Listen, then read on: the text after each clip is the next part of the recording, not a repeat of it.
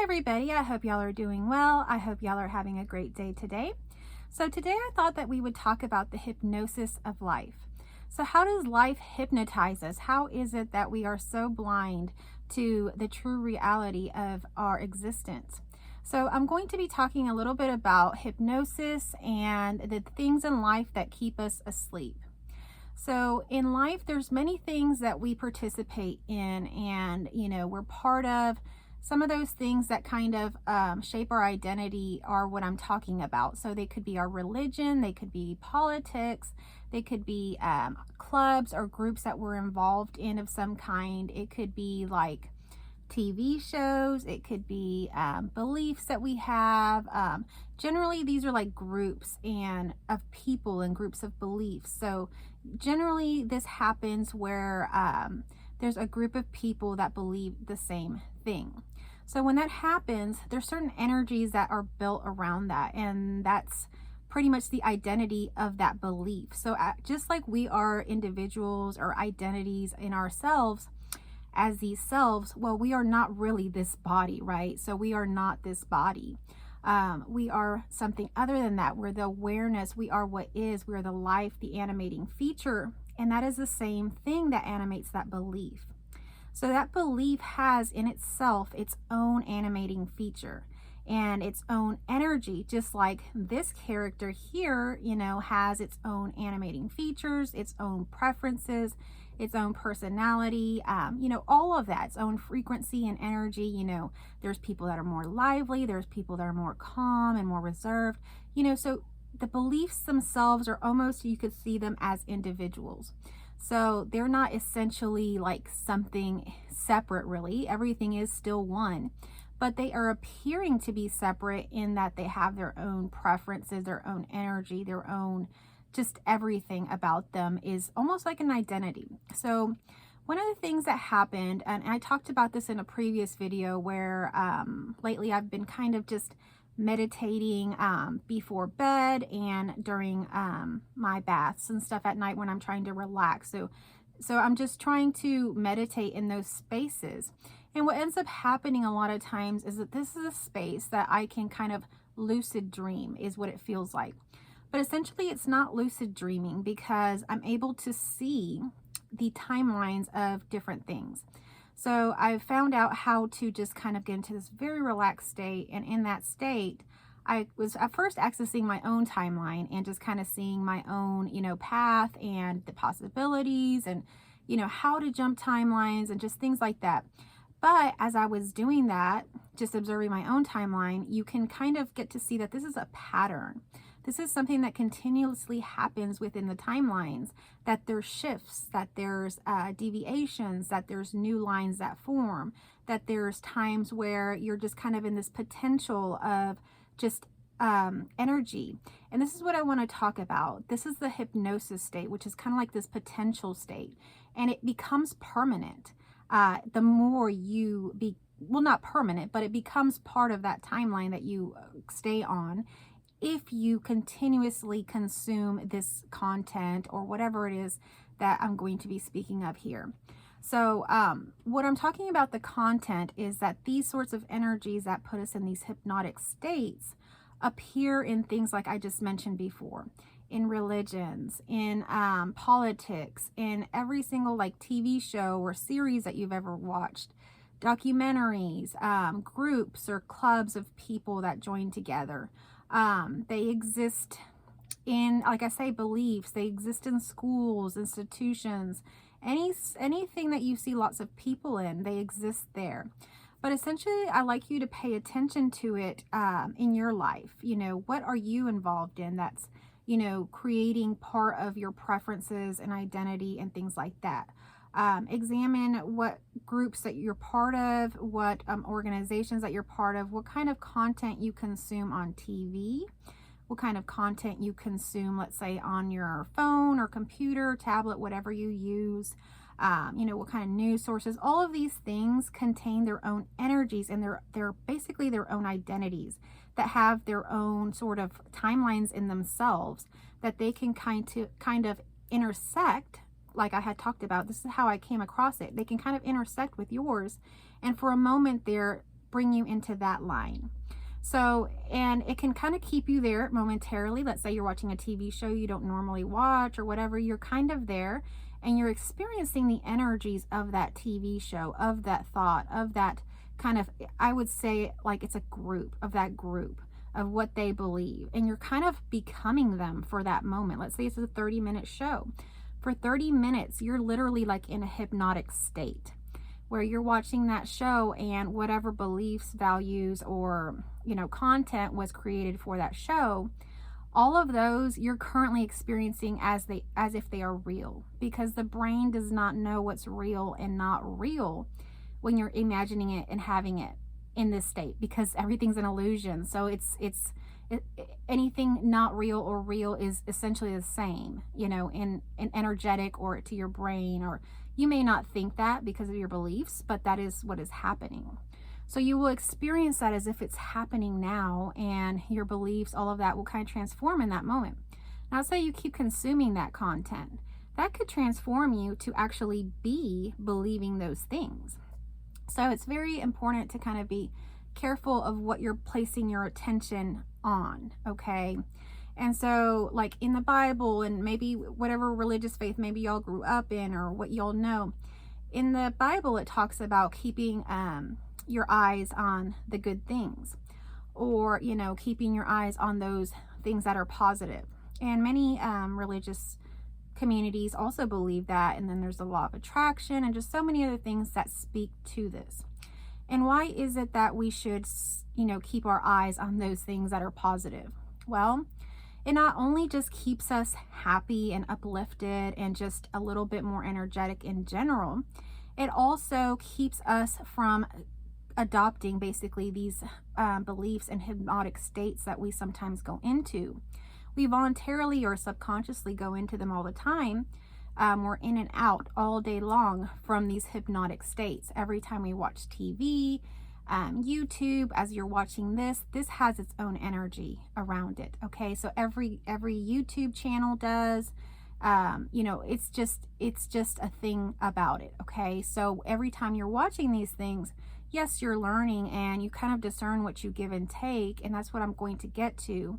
At some point, you do have to just take what serves you and leave the rest. If it doesn't resonate with you, or if it's not your experience, there's no reason to like argue with the person or to like get angry about it. It just doesn't serve you. So leave it and take what leaves you, or what serves you, and leave what doesn't. Okay, because what happens also is it could be a drain for you, and it can actually shift you again into different, more negative timelines. So if you're watching something negative that you're not agreeing with, let's say you're watching politics, or you watch something scary on TV, and you know, you just don't agree with that, or you don't like that. If you experience a strong emotion behind it, like anger, sadness, or I don't know, maybe you feel hopeless, or you experience a strong emotion, that emotion will spark what literally sparks manifesting. Okay, basically your imagination, you seeing that, in the experience of almost feeling like it's happening to you. That's how come you cry when you watch a movie, or, you know, all this stuff, because you feel it so deeply, like it's happening to you. And then the brain doesn't know whether it's really happening to you or not. So if you have these strong emotions when you're watching, like, let's say negative content, so-called negative, or, you know, more sadder or angrier type of content, that will spark in the brain that strong emotion, the imagination of the image of whatever it was that happened. All that combined has the potential and energy to manifest it, just like it would manifest abundance or whatever we're wanting to manifest. We can actually manifest something we don't want to manifest. And that happens with that strong emotion, the imagination, and sometimes we even own it. We think, oh, what if that happens to us? Or, oh my God, what if that happens to me? Or you're somewhere and you're, you know, thinking these things. Then the thought behind it, if that ever occurs, all of that is a perfect storm for negative experiences to manifest for you. So it's important to keep your attention on things that are positive in nature, just in general, because the more you put your attention on anything else, the more of a potential you have to experience those in your experience. But anyhow, this is more about just kind of being aware of the energies that things carry and how they affect you. You know, my background is mainly in psychology. I went to school for psychology. You know, I constantly study psychology. I counsel, all of those things. So in psychology, they have found that there are many states of being, especially watching TV, that we go into hypnosis. And so that happens to the brain. And that's already been proven. So many of the things that I'm speaking of here can be found in other areas, like of sciences or pseudosciences. So you can find, you know, some of what I speak about with non-duality in quantum science or quantum mechanics and that sort of thing. Or, you know, if we're talking about math, we can talk about some of the things that have happened with math and, you know, infinity and all of these things.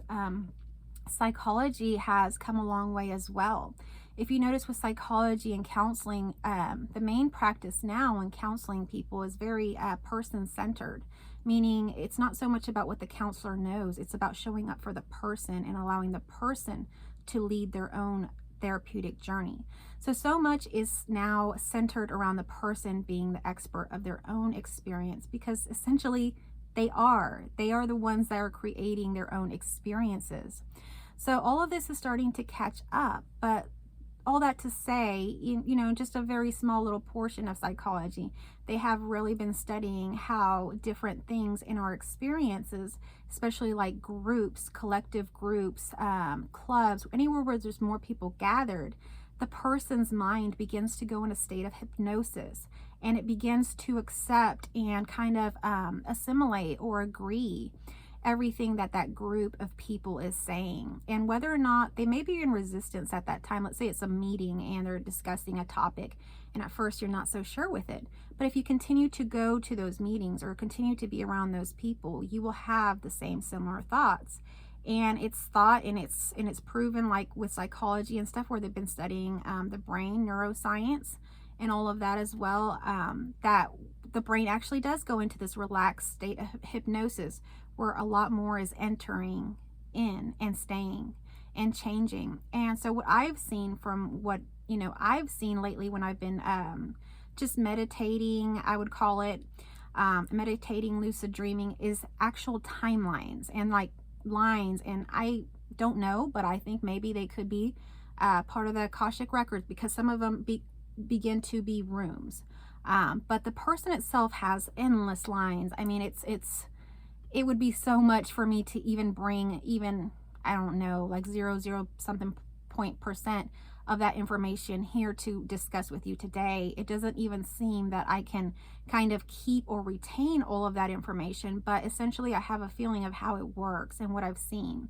And what I've seen, especially when it is watching TV, being in these groups and all of these things, is that it begins to stir up an emotion that switches timelines. So it's important to be aware of what you're watching, what you're consuming, what you're eating, how you're taking care of yourself, the people you're around, the groups of people specifically that you're around, because you will begin to adopt those sorts of beliefs just naturally. It's not anything about you. It's not anything. You're not really doing this, so anything's just happening. What you can do is choose and direct through your energies of what you like and don't like, your preferences, and that's how you use your intuition. So that is the life force, is living intuitively, like just living life. Not so much with the mind, but with the heart, and just kind of going with the flow of things, of what feels right. Does that feel right? So if you're being hypnotized and, you know, to believe something, then you're going to go with the whole hypnotized group. That feels right. And then you're going to end up here experiencing all those experiences. But if you are conscious and aware that these things are even occurring, then you can have a little bit more of a say in choosing your experiences. Everything's already happening. Everything's already here and now in this moment. Every experience. But now if you know that consciously, you can choose. You can choose to stay away from the hypnosis. You can choose your own experience of whatever you want to be or do. You know, you can create your own hypnosis of whatever magical fairyland you want to do. You can create your own laws in this universe. You can create anything and everything if you go your own way. So you have to go and feel into your heart and see, like, what feels right to me. Generally, we can't tell what feels right and what doesn't feel right when we're living subconsciously, not knowing or we're not used to using our intuition. Maybe you do use it sometimes, but not enough. And so it's not your guiding system. You use your brain and your thoughts a lot more, and your brain and your thoughts could be completely under hypnosis. And so you could be making decisions under hypnosis. But hypnosis cannot access the heart. The heart and the mind have to be in sync for you to totally do your own thing. And that can't happen with hypnosis. It can't connect to the heart. It can connect to the brain, but it won't connect to the heart. So guard your heart. That's another thing you hear over and over again in religions, in quotes, in like wisdom that, elders speak or whatever. Guard your heart. Why? Because that is your power. Your power is right here. The mind, we've been using it, we've been thinking that it's been helping us and this and that, and it does. It provides a lot of useful, very important things. If anything, it keeps us alive. It keeps our heart beating, everything. But essentially, this is what we have to guard. The brain is just the mechanism that this is just like the motor. It's just what, keeps it going. It's a battery. But it's not anything that, has the power in itself. So just be aware of that. And, I just wanted to talk about that today. It was just something that kind of came up while I was having those kind of lucid dreaming things. And those are kind of new experiences I've been having. So, while I speak of non-duality because that is all there is and it's beautiful, we have all these weird and interesting experiences day to day. The more we open, the more our heart is open to experiences, the more that we're open to having more and more insights and experiences, because this is still unknowing. There's so much that is unknown and not totally known and stuff like that. So there's so many more insights and things to have and experience in this life. So keep open and allow the life and the world and these energies to just show up for you and lead you whichever way you're meant to go. So I just wanted to share a little bit about that today, and I hope that kind of like sparks a little bit of a thought in your mind about these things. And I did write some notes. Let me see if there's anything that I didn't go over. So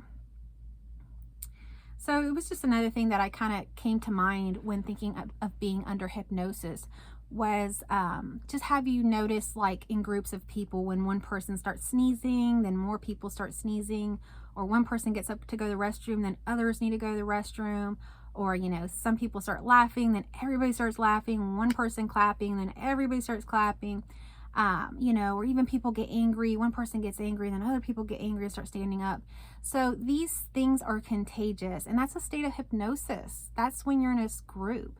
It's a collective sort of consciousness that happens.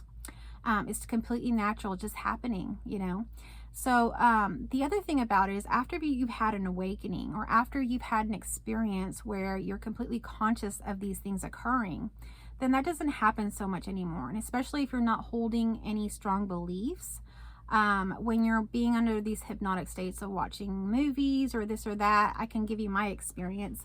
I know before I probably did fall into these hypnotic states, the only reason I know that they happen now is because I literally could see where they switched timelines when I was having a meditative kind of experience of kind of lucid dreaming above these timelines that were my own timelines. And so I could see where you would go into a hypnotic state and it kind of put you in a potential state, and then would kind of move you either back in if you went back into your own timeline, but the majority of times it would put you onto a different one, because you would experience a strong emotion, and that strong emotion would show in your face, shift, and then you would move timelines. So there were several things that would happen, occur, that I could visually see while I was kind of in this meta zoomed out state. And in that state, I could see the emotion change, what the person was doing, watching TV, reading a book, whatever it was. And then I could see, so the emotion, the energy that was left, like this kind of shaking thing. And then I could see where it shifted, like into maybe a different line, or sometimes it would stay the same. But I will tell you, most of the times it did shift. So that's how strong and, powerful watching these shows, or, listening to politics, or all of this can do. I mean, have you noticed, if you're watching let's say it's politics and, you're very angry, you don't like what the other side or, whatever is saying. It doesn't make you feel very good. I mean, maybe you get excited in the moment and like, arguing about it or talking about discussing it. But afterwards, it's like this kind of yucky feeling. So I remember those times. But what happens to me now is I don't really watch news or politics or any of that stuff too much anyway, because I just never really watched it a whole lot before my awakening. But I mean, there was times I used to watch a lot more like documentaries or social kind of activism type things. And in those times I would become very emotional about it. I'm just remembering back to especially like watching documentaries about like animals, let's say animal rights and those sorts of documentaries, or even like protecting the environment, all of that sort of thing. Those sorts of documentaries, or sex trafficking, even deeper, more humanistic just issues, all of those would stir up so many strong emotions in me. I mean, really, because I come from a background of working with social work, counseling, so all of this stuff was always like very interesting to me, and it always ignited a passion in me. But if you realize it's igniting a passion of something's not right, something needs to be changed, that's not okay, there's no love there, that's evil. So when you have a non-dual experience, you see really through everything, and you see the makeup of everything and how everything is literally neutral, and it is. So when you see it as there's wrong, there's evil, there's problems, I need to change this, I need to do something, that's actually out of alignment with true love and the love of this universe and what is. So when you're doing all that, or when I was doing all that, I didn't see anything wrong with it. I thought I was doing something great. But now I see how that energy is happening, and it's actually putting you on negative timelines where actually things that you don't want will actually be attracted to you. So it's not really what you want to do. Essentially, it's just the way the universe works. That's not the thing you want to do to have the best experience, okay? But, I know that's going to trigger some people unless you've had this experience of neutrality where you really see everything as neutral. But everything is neutral. And so when you have the experience of non-duality, of everything being neutral, when you have these states of hypnosis, of when I'm watching TV, because I still do, or when I'm getting involved in whatever, or my husband has politics on, I sometimes do go into that state of hypnosis, and I might even say a few things or give my opinion or preference on something, but it easily falls away. And I kind of see it just as entertainment, as fun, like it's not really happening. On top of that, it has nothing to cling to, because there's no belief that I want to hold or like continue, especially not regarding politics or, anything on the news or anything like that, because I see everything in a state of neutrality, and I also see everything as being part of me. And even bigger than that, I see everything as love. So I don't really have a problem with really anything that's happening in my experience. And if I do, then I will usually go into that and talk about it or whatever, but it easily falls away, and it's just seen as so like light, and this is just another option of life. Do you want that option or not? And I don't want that. So I don't give it energy, especially not strong emotions. And it's not something I'm consciously doing. This is just something that now naturally happens. But this can naturally happen really for anybody, just by choosing what you want to give your attention to. If it doesn't seem that it's uplifting to you after you watch it or involve yourself in it, then don't do it. I've noticed this with food. I used to eat like a lot of junk food and all this stuff, and I allowed myself to have it, especially after non-dual awakening. I just allowed myself everything, and I loved it, and it was good. And then like slowly my body began to like want new things and healthier things, and I began to just get healthier just in general, like my health issues and just different things. And before you knew it, that's all I wanted, was that good healthy food. Why? Because it uplifted me. It gave me more energy. It made my skin look better. It made me to have more energy. I could do more things all day. I didn't have to sleep as much. I didn't have to eat as much. I didn't have to do as much recharging or everything was just working better. So when you start to notice higher vibration or energy type things like eating healthier foods, watching more positive content that uplifts you and makes you happy and want to do things. That sort of stuff is what you want to spend your attention on. That's what's going to manifest all the abundance and everything that you want. If there is anything you want, if there's nothing you want, just be. But either way, it's going to manifest something or another. That's the way, things happen through your emotions, whether you're conscious of them or not. You may not be conscious of it and just, thinking you feel indifferent. Well, if you are in an indifferent state, like just in a state of wanting to just be, it's actually a good state to be. So if you're indifferent, that's pretty good. You kind of want to keep that neutrality. When you find yourself in too strong of an emotion on either end, it can be kind of a hindrance in like being able to move through life. I know even when I experience way too much love, like after my awakening, definitely like right after, and then like these different states of bliss, especially when you're in nature, it can really also be like too much. Like you can feel like, oh wow, like I can't handle that much. And that might be a container thing that I just need to grow my container for love. But it definitely did feel a little bit uncomfortable to have that much love. But it felt very beautiful. But at some point you're like, okay, that's enough. Like I want something different. But anyhow, I used to be the kind of person that would watch crime shows. Actually, as a very young child and teenager, my main thing was to watch Lifetime movies.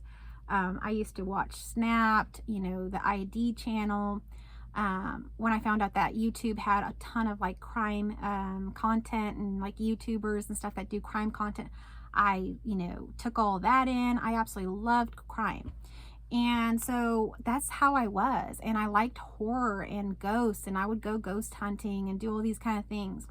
Well, after I had this realization or this shift in whatever happened, I can't really hardly watch too much true crime or horror. Every so often I can watch a movie, or maybe if I really am interested in a certain like thing that happened with some kind of crime, I will look into it. But it's definitely not a daily thing, a monthly thing, or anything like that. It's just like a couple times a year. It used to be a daily thing for me. I used to watch that stuff on a daily basis, and I felt like I felt good watching it. But what I didn't realize is I was just being hypnotized by that. And so what ends up happening with that is it just becomes like entertainment. But what you don't realize is you're consuming that, you're absorbing that, that's going into your subconscious and everything like that, and creating and producing and could be manifesting some of the experiences you're having. Because I know for a fact with me watching a lot of true crime, I would actually have a lot of emotional responses to it, strong emotional responses. I might even cry, especially if like there was children related or some sort of thing. It could be I could cry, I could like want to pray for them. It would just evoke a lot of strong emotions. So that's where you have to be careful where the strong emotions are being evoked. You want to stay with like the very beautiful things of life, things like that. Because after my shift, I kind of noticed that I couldn't really consume a lot of that content. I just didn't feel good doing it. Like my body didn't feel good. Afterwards, I felt very drained, very tired. So that to me is a sign that that is not where I want to be. So if you're feeling very drained, very tired, you could be going into states of hypnosis with whatever it is that you had just done. So it's important to be aware of those things, okay? And so some of the other things that you can do as opposed to watching or consuming all of these content and things that are kind of created by groups is to do things more solitary. So when you want to recharge or get away from anything that could be hypnotic like this, take a day to yourself or take some time to yourself to like meditate, to be alone, just in your home, without the TV on, without any kind of content playing, just alone with yourself. You would see how beautiful that is and how all of a sudden you feel refreshed and like you come up with so many new ideas and beautiful things. So spending time alone. The second thing would be to spend time in nature. So just sit outside and just allow nature to just nourish you with its beauty, with its sounds. Listen to the sounds of the birds chirping. Listen to, the sound of the wind or whatever you hear around you. If it's traffic, listen to that. But, if you can, essentially try to get to the very, very organic, nature. things that are growing here on this earth, things that were born into this earth, not necessarily machines. Try to find, listening to animal sounds, bird sounds, all of that. The ocean waves are very relaxing. All of these things can bring you back into this state of being, of your true nature, away from the hypnosis, in your true nature, where you can have stillness, peace of mind. You are stillness. You need that. You need that. You need to be with yourself. You need stillness. And there's not enough stillness in this world. So it's important to look for stillness. Find time alone, completely alone. If you have a family like I do, you're going to have to find time still alone, away from your family. Every so often, it's important. Meditate, exercise alone, go outside, go for a walk, take in fresh air. Okay, and the next thing would be like music. Music is interesting. There's different kinds of music. There's all kinds of music. There's happy, uplifting music. There's music for dancing. There's music for romance. There's music to be silly. There's, there's sad music. There's depressing music. There's music about, people's lives, story types. So there's all kinds of music. Be aware of what kind of music you're listening to. How does it make you feel afterwards? Are you sitting there crying afterwards because the song was too sad, or angry because the song was this angry kind of song? Are you feeling happy, uplifted, dancing? Are you feeling refreshed? Are you feeling positive? How are you feeling? So you can actually use music as well. Music can put you in a state of hypnosis, but it could put you in a state of a more positive hypnosis or a more negative hypnosis. So you can kind of choose which one you want to go into. And so music can actually do that for you. Let me see if there's anything else that I wanted to talk about. I think that pretty much wraps it up. So one good thing that I kind of like to do lately, just intuitively, is every morning to kind of wake up and sit or just be outside as the sunrise is coming up, and then just soak in some of the sun. Now, without sunscreen, I know that maybe some people are not okay with that, but just 10 minutes or so of that, okay? And that is very nourishing, can bring you back into that being state very quickly. Do the same thing at sunset, kind of make it your routine, and not just taking in the sun and the fresh air, but also looking at that sunset and sunrise. It's very calming, very grounding, very beautiful. So this video is just about being aware of those states of hypnosis and you being the chooser. You don't have to be hypnotized. You can choose. So being aware that you are the chooser of whatever experience you desire to have.